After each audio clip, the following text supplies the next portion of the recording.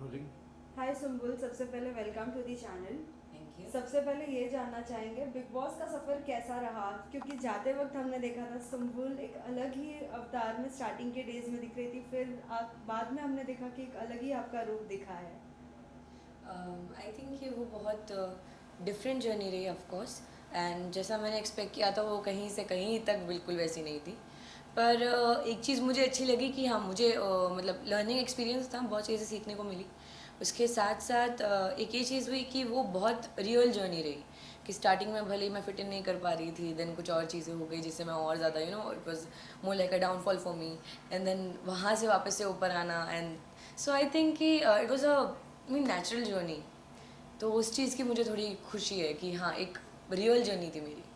अभी हम देख रहे हैं कि बहुत से ऐसे आपके फैंस हैं जो बोल रहे हैं कि सुम्बुल को नहीं निकलना चाहिए था, वो डिजर्विंग थी, ट्रॉफी उनके हाथ में होनी चाहिए थी। क्या लगता है आपको, ऐसा कौन सा व्यक्ति है जो अभी भी अंदर है और वो डिजर्विंग नहीं है? ऐसे खैर मैं किसी का वो नहीं लगा सकती कि मतलब कि ये डिजर्विंग नहीं है। They are inside and they still there, they must be a reason that they are there. It's just that कि हाँ मैं अपने आप को मानती हूँ कि मैं डिजर्विंग थी और मैं और आगे आनी चाहिए थी, मैं जीत भी सकती थी। पर ये मैं नहीं बोल सकती हूँ कि किसको नहीं जीतना चाहिए, कौन डिजर्विंग नहीं है, टू बी ऑनेस्ट। लेकिन फिर भी सुम्बुल, एक ऐसे होता है ना कि बाहर से लोग आपको देखते हैं, आपका गेम देखते हैं, उनको पसंद आता है आपका गेम, लेकिन कुछ लोग ऐसे होते हैं कि जो बिना गेम खेले भी आगे बढ़ते जाते हैं। आपको ऐसा कोई व्यक्ति लगा अब तक? बिना गेम खेले आगे तो मैं भी पढ़ी, मतलब मैंने कोई गेम नहीं खेला, मैं दिल से चली हूँ अंदर। पर उसके साथ मैं अगर एक नाम लेना चाहूँ तो मेरी नज़र में शालीन। और उसका कारण बहुत सिंपल सा है कि अ, शालीन का मतलब मैंने स्टार्टिंग से चिकन के अलावा कोई और मुद्दा देखा नहीं था। Is a nice guy and कुछ और मुझे ज़्यादा गिला शिकवा नहीं है, ऐसा कुछ मैं मन में लेके नहीं घूम रही हूँ। जस्ट दैट कि आई थिंक कि उनका वो जो लव एंगल उन्होंने चलाया, फेक लव एंगल या जो भी था वो, आई थिंक उसके भरोसे वो इतना लंबा आ गए and he still there. So I think कि वो थोड़ा सा कि शायद मैं भी अगर कोई लव एंगल खेलती तो मैं आगे तक पहुंच जाती, फिनाले तक पहुंच जाती। या फिर मैं सिर्फ कैमरा में दिखने के लिए कुछ भी फालतू के मुद्दे उठाते रहती, गंदगी करती या नीचा दिखाती, तो शायद मैं आगे पहुंच जाती। पर मुझे ये सब चीज़ें सही नहीं लगती हैं करना, टू बी ऑनेस्ट। पता है, लव एंगल की जब बात आती है, कहीं ना कहीं आपके साथ भी उन लोगों ने कुछ एक साजिश की थी। आपको भी उसमें कहीं ना कहीं बहकाने की कोशिश की थी कि हाँ, सुम्बुल के बारे में भी आपने भी ये बात की जिक्र की है एक बार टीना से।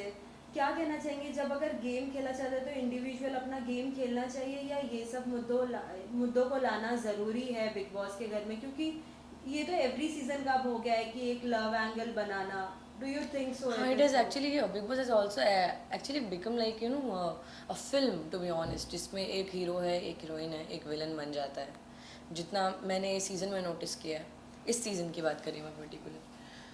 पर मेरी नज़र में ये सही नहीं है, मैं सच्ची बोलूँ तो, कि आप मतलब ये क्या वाला, अगर आप फेक लव एंगल खेल रहे हो तो आपको बहुत ज़्यादा सपोर्ट मिलता है। मेरी नज़र में ये सब चीज़ें सही नहीं है। मेरी नज़र में आपको गेम भी खेलने की ज़रूरत नहीं है। आप अगर अपने दिल से चलोगे, क्योंकि एक बार मुझे याद है कि रुबीना जी ने भी बोला था कि जो भी करो ना बस सच्चे दिल से करो और कुछ भी नहीं। तो आप बस दिल से साफ रहो, आप सच्चे दिल से कोई भी चीज़ करोगे वो कहीं से कहीं तक गलत नहीं होगी। तो दिल से चलना चाहिए, दिमाग से पूरी दुनिया चल रही है। अभी भी आपके निकलने के बाद भी कुछ कुछ बातें चलती कि मंडली एक तरफ है और अपने मंडली में किसी को लेना नहीं चाहती है। शालीन भी अभी कह रहे हैं, हमने कल परसों के भी एपिसोड में देखा है कि कहाँ वो शिव से लड़ रहे हैं कि मंडली बना लिया है तो ऐसे लेना नहीं पसंद कर रहे हैं, कि मैं तुमसे सिर्फ बात करने गया था, लेकिन ये तो कुछ और ही समझ रहे हैं। एक्चुअली मंडली इज़ नॉट अ कंपनी जैसा बना के रखा है कि मंडली लोगों को हायर करती है वहाँ पे काम करने के लिए, ऐसा कुछ भी नहीं है। मंडली जेन्युइन फ्रेंडशिप है, जो एक शब्द दे दिया गया मंडली, पर उसके अलावा वो एक जेन्युइन फ्रेंडशिप थी जो लोग आपस में जो कनेक्ट कर पाए। शायद किसी एक इंसान से कनेक्ट कर पाए हो, पर धीरे धीरे करके हर एक इंसान से कनेक्ट करने लगे, क्योंकि कहीं ना कहीं मंडली में वो लोग हैं जो काफ़ी सेल्फलेस हैं। चाहे वो साजिद सर हो, चाहे वो अब्दू हो, चाहे वो शिव हो, चाहे वो स्टैन हो, चाहे वो निमृत हो, या फिर मैं हूँ। तो कहीं ना कहीं एक जो जेन्युइन दोस्ती होती है कि आप दोस्त के लिए कुछ भी कर सकते हो, वो मंडली है। तो मंडली इज़ नॉट लाइक कि कोई भी आए, दो चार दिन अच्छे से बात हो तो उसको एकदम दोस्त बना लिया। नहीं, जब तक आप किसी इंसान से कनेक्ट नहीं करोगे तब तक आप मतलब दोस्त नहीं मान सकते ना, बहुत सिंपल सी चीज़ है वो। और अगर सुम्बुल आपसे अगर पूछा जाए कि बिग बॉस के घर में this season who was the entertainment person? अरे यार, सब अपने आप में बहुत एंटरटेनिंग है, सच्ची बोलो तो। मतलब अर्चना बहुत एंटरटेनिंग है, और शालीन भी है कहीं ना कहीं, बहुत उन्होंने भी एंटरटेन किया होगा। क्योंकि हमने जो एक न्यू ईयर पे वो एक एक वीडियो देखा था, तो he is a funny guy I think. तो लोगों ने पसंद किया होगा, एंटरटेनिंग वो भी है, उसके साथ साथ स्टैन बहुत एंटरटेनिंग है, शिव भी बहुत एंटरटेनिंग है, सारे सर बहुत एंटरटेनिंग थे। तो ऐसा कौन है जो एंटरटेनिंग नहीं है? सब एंटरटेनिंग है कहीं ना कहीं तो। Who was the like, just we say जोड़ी बोलते हैं ना, जोड़ी बनती है हर बार बिग बॉस के घर में, हम देखते हैं कब किसी ना किसी की जोड़ी बनती है। जैसे हमने पहले देखा था सिडनाज, जो बहुत ट्रेंड कर गए थे। ऐसे इस सीजन अगर आपको अगर कोई लगा हो? आई थिंक स्टैन और शिव सबसे माशाल्लाह सबसे प्यारी जोड़ी रही है वो। बिकॉज जब सारे सर चले भी गए और हम लोग भी थे, इनफैक्ट मैं अभी के भी एपिसोड देखूँ, उनको जो दोस्ती का अवार्ड दिया गया and everything. So I think कि वो एक जोड़ी है, वो सबसे माशाल्लाह सबसे कमाल की जोड़ी है, वो एक जोड़ी, और एक साजिद एंड अब्दू सजदू। ऐसा कोई एक व्यक्ति जो हमेशा हर किसी की फ्रेंडशिप तोड़ना पसंद करता है जोड़ने से ज़्यादा, और खुद को ज़्यादा हाईलाइट करने की कोशिश करता है? You mean the self centred person? Right. Tina. Tina, why do you think so like that? Because I think he she is very self centred, she wants कि हर एक चीज़ उनके इर्द गिर्द हो, जिसके लिए उनको एक बड़ी ही रानी के सिंहासन पे बैठाया गया था, विच इज़ एक्चुअली राइट। कि उनके थोड़े रानियों वाले एकदम नखरे मुझे लगते हैं। आई इट्स नॉट दैट कि मुझे कुछ पर्सनल प्रॉब्लम है उनसे, नहीं, because for me show is ended. पर अभी जो आपने मुझे कारण दिया उसके हिसाब से और कोई है नहीं घर के अंदर। मैं ये उन पर इल्ज़ाम नहीं लगाऊंगी कि वो दोस्ती तोड़ती हैं बनाने से ज़्यादा, पर कहीं ना कहीं वो सेल्फ सेंटर्ड मुझे बहुत लगी। फिर साथी सुम्बुल, हाल ही में हमने जब टास्क देखा था, जो टास्क में 3-3 लोगों की ही जोड़ी चलेगी, लेकिन उसमें आपके ग्रुप ने आपको नहीं चूज़ किया। आपको क्या लगता है, आपको वो टास्क करना चाहिए था या नहीं? क्योंकि बिग बॉस के घर में कुछ टास्क ऐसे होते हैं जो बहुत ही ज़्यादा लाइक सहन शक्ति अपने अंदर रखनी पड़ती है टास्क करने के लिए। आपको वो आई लगा? थिंक वो टास्क मैंने बिना किए भी किया था। लोगों ने वो देखा होगा कि मैं कितना ज़्यादा इन्वॉल्व थी उस टास्क में। पर उसके साथ साथ जब मैंने अपने दोस्तों के चेहरे देखे टास्क के बाद, तब मुझे लगा कि अच्छा हुआ मैंने नहीं किया। पर ये है कि हाँ, मैं ऑफकोर्स करना चाहती थी। पर उसके एक दिन पहले जो नॉमिनेशंस हुए थे, तो कहीं ना कहीं मुझे ये लग रहा था कि मेरे कारण ये चीज़ हुई है। तो नेक्स्ट डे उस टास्क में मैंने भी ज़्यादा फोर्स नहीं किया, या मैंने ज़्यादा फाइट बैक नहीं किया कि नहीं मुझे जाना है जाना है। बिकॉज अगर कहीं ना कहीं मेरे कारण कुछ और गलती होती, कुछ भी होती, मुझे इतना विश्वास था कि नहीं छूटेगा। विश्वास मुझे लेकिन 9 मिनट वाले में भी था। सो यू नेवर नो कि क्या हो जाए। तो वो चीज़ मुझे थोड़ा डर लग रहा था कि नहीं यार, एक चीज़ मैं ऑलरेडी कर चुकी हूँ, तो यहाँ पे मैं रिस्क नहीं लेती। तो मैं खुद अपनी मर्ज़ी से ही नहीं गई थी।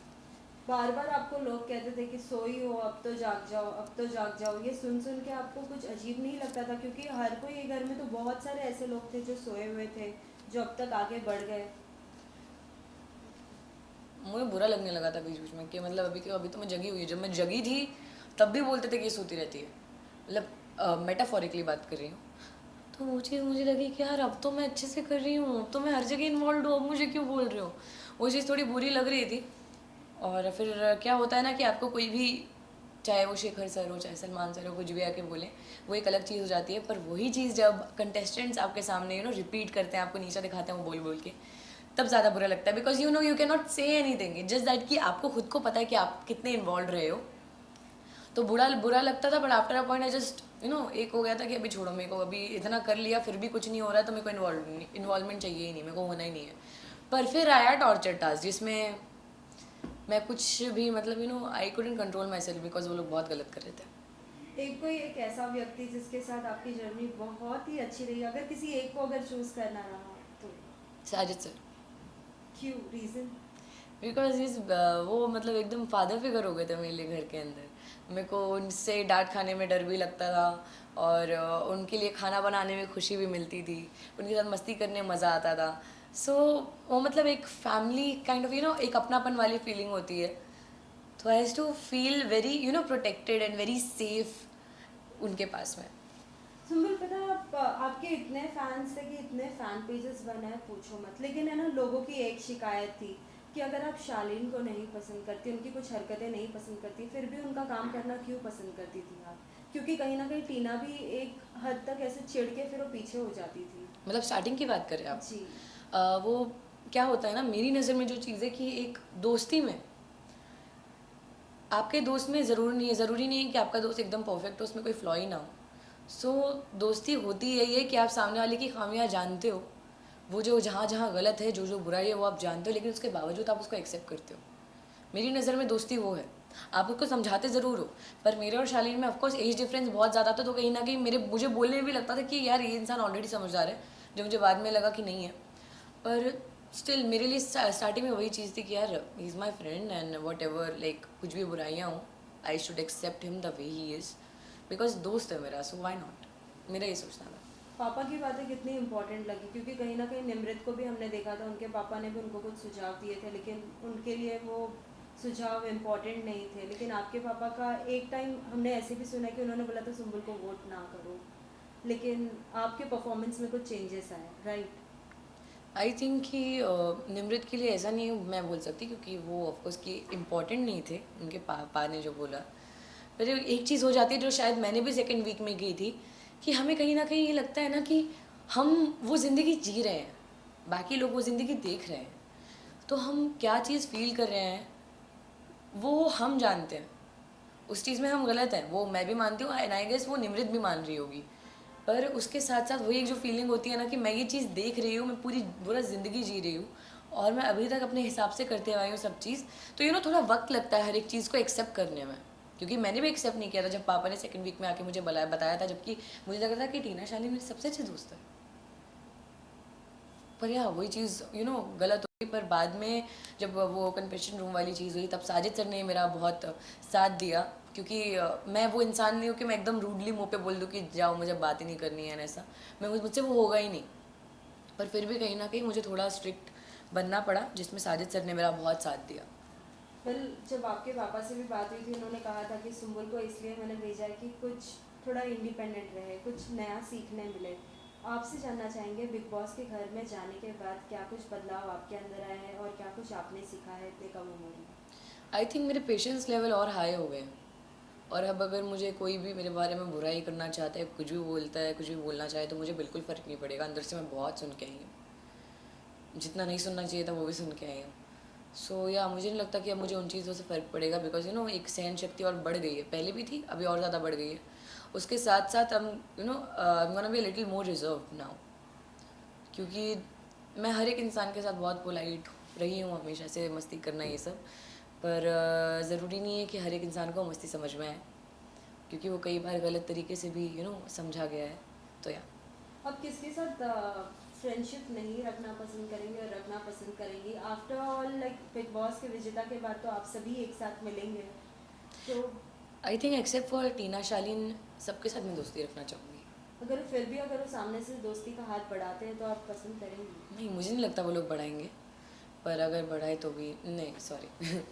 वेल सुम्बुल, एक और चीज़ जानना चाहेंगे, क्या लगता है बिग बॉस की ट्रॉफी किसे जीतना चाहिए? कौन डिजर्विंग है जो स्टार्टिंग टू लास्ट तक जिसकी मेहनत पूरी तरीके से रही हो? अगर मैं मेहनत की बात करूँ तो फिर शिव, और मतलब दोनों ही मेरे दोस्त हैं, शिव स्टैन, मैं तो बोलती दोनों को जिता दो। पर दोनों ही इतने माशाल्लाह प्यारे हैं, और दोनों इतने डिफरेंट है एक दूसरे से भी। सो मेरे हिसाब से डिजर्विंग डिफरेंट लोग हैं, जिन्होंने हर एक सिचुएशन को बहुत डिफरेंटली हैंडल किया है। प्रियंका ऑफकोर्स बहुत स्ट्रॉन्ग प्लेयर है, पर उसके साथ साथ उनका एक ही तरीका है, वो झगड़ा करने वाला। पर शिव का वो तरीका नहीं है, ना ही वो स्टैन का तरीका है। स्टैन अपनी बात बोल के निकल जाता है, उसको नहीं फ़र्क पड़ता सामने वाला क्या सोच रहा है। सो आई थिंक स्टैन और शिव बहुत डिफरेंट है, तो मेरी नज़र में तो शिव या स्टैन को ही होना चाहिए ना। अगर अभी भी अगर आँख खोलना अगर रहा किसी का, जितने भी अभी कंटेस्टेंट है घर में, अगर किसी एक को अगर कुछ सुझाव देना हो कि अगर आपके साथ ये गलत हो रहा है, आप प्लीज़ हट जाइए ये चीज़ करने से, तो किसे आप सुझाव देना चाहेंगे? मैं किसी को सुझाव नहीं देना चाहूँगी, कि मुझे मालूम है कोई मानेगा भी नहीं। वो घर ही ऐसा है, इसको किसी को कोई जो भी बोलो, कोई मानने को कभी जीवन में नहीं सुम्बुल, आपने मानेगा। बहुत सपोर्ट किया है, जैसे कि अब तो मैं आपको क्या ही बोलूं, ऐसा लग रहा था कि आपके दोनों भाई है शिव और स्टैन, उन दोनों के लिए आपने इतना टास्क में बोला है, भले वो बाल्टी टूट गई थी, चाहे वो फिशेस वेस्ट हुए थे। वो मैंने बोला हमेशा, इट जस्ट दैट ना, कि अगर मैं किसी को सुझाव दूँ, ऑफकोर्स मैं अपने दोस्तों को सुझाव नहीं दूंगी, मेरे हिसाब से वो एकदम बढ़िया चल रहे हैं, पर बाकी जो लोग हैं उनमें से किसी को दूंगी तो उनको फ़र्क भी नहीं पड़ेगा। जो घर के अंदर मेरे साथ हो चुका है। बहुत सुझाव देने की कोशिश की, कोई नहीं सुनता, कोई मतलब नहीं है एनर्जी वेस्ट करने का, बता रही हूँ मैं।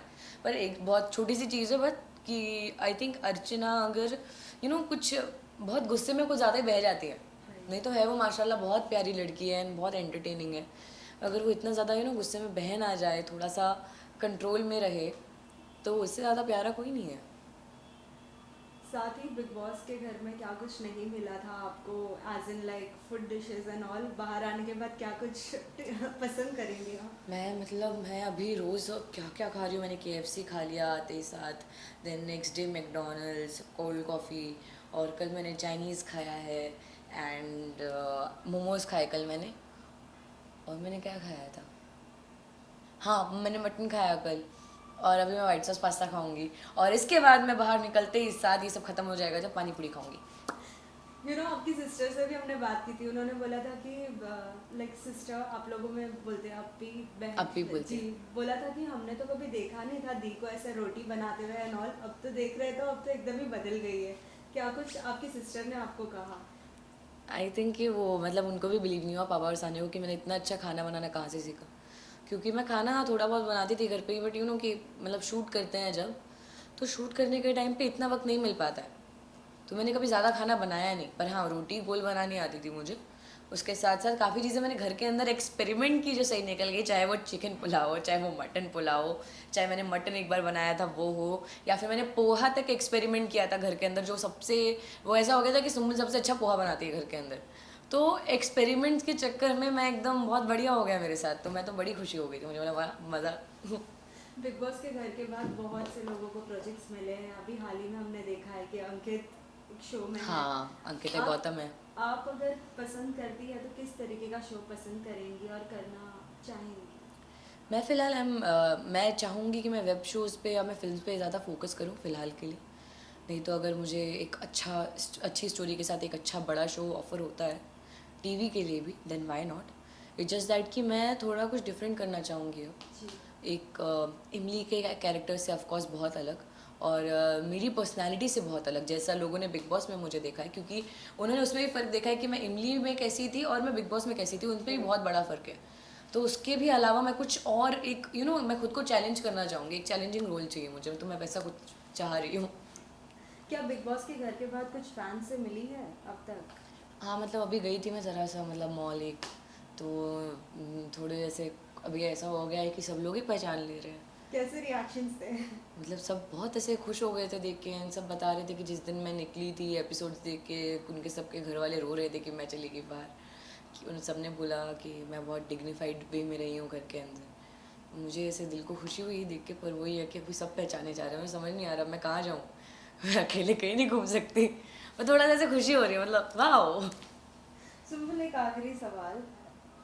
हम हमेशा देखते थे कि कोई अगर किसी के फैमिली के बारे में अगर कुछ बोलता था तो हर कोई स्टैंड लेता था और हर कोई बोलता था कि आप नहीं बोल सकते वैसे। शालीन ने भी अपनी एक्स वाइफ के लिए भी स्टैंड लिया था, लेकिन जब जब अंकल की नकल अगर निकाली जाती थी तो आपने क्या कभी कुछ किसी को बोला है? कि जब कोई भी किसी की फैमिली तक जाता है, जैसे कि टीना गई थी मेरे जी। डैड तक, और अर्चना गई थी, तब लोगों ने मेरा रिएक्शन देखा है। एक झगड़े में किसी की आप इज्जत उतारने लग जाते हो, उससे वो इज्जत उतारते उतारते जब आप उसकी फैमिली पे जाते हो वो एक अलग चीज़ है।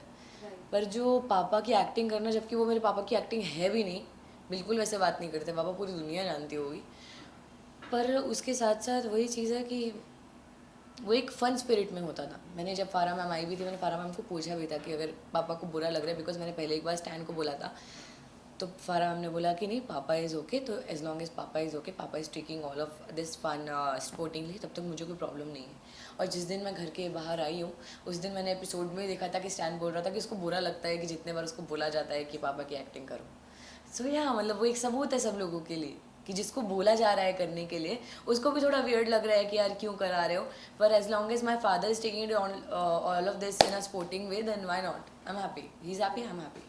लास्टली सुम्बुल के अंदाज में क्या कुछ कहना चाहोगे उन सभी फैंस को जिन्होंने इतना सपोर्ट किया है सुम्बुल को? आई थिंक उनके लिए कुछ भी बोलना कम पड़ जाएगा, बिकॉज इतना ज़्यादा प्यार दिया है मुझे इतने वक्त तक, और रात दिन पूरी मेहनत करके मेरे पीछे लगे हुए थे वोट्स एंड एवरीथिंग। सो मैं बहुत लकी हूँ, मुझे ऐसा लगता है कि मुझे इतना सारा प्यार मिला है, एंड फैंस नहीं बोल सकते, एक पूरा फैमिली बन गई है मेरी बार। सो आई फील वेरी ग्रेटफुल, बहुत अच्छा लगता है देख के। Thank you so much. Thank you.